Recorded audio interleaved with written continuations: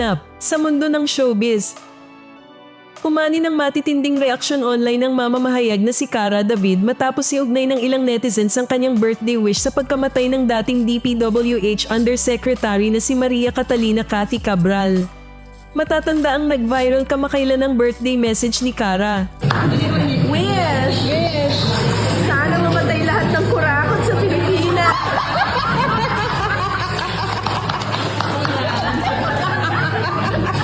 Na ayon sa mga netizen ay nagkataon umanong nasundan ng pagkasawi ni Cabral, isa sa mga opisyal na naiuugnay sa kontrobersyal na flood control projects.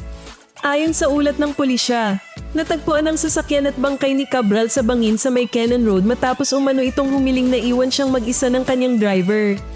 Patuloy pa ang investigasyon ng mga awtoridad sa insidente, ngunit sa kabila nito, umugang ang espekulasyon online na tila ginawang simbolo o biro ang pahayag ni Cara hanggang sa tawagin pa siya ng ilan bilang patron saint of birthday wishes. Makatarungan bang iugnay ang isang trahedya sa isang matapang na pahayag laban sa korupsyon o isa na naman itong halimbawa ng sobrang pagbibintang ng social media?